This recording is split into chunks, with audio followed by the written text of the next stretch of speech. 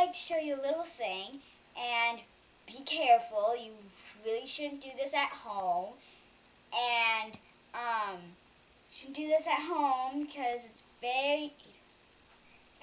kind of dangerous.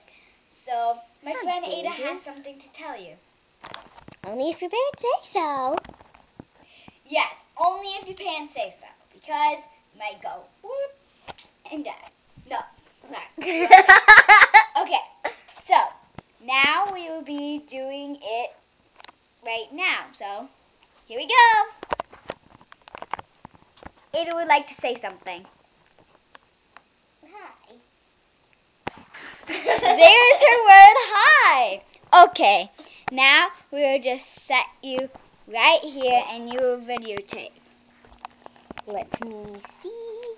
Wait. We need a book. Okay, sorry for the technical difficulties, but yes.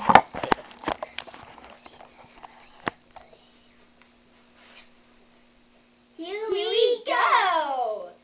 So Ada, my friend, we go back to back. Then we put our elbows together. We hook arms, just as we see. We're wiggling them.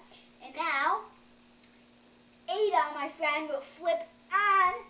I will flip onto Ada's back.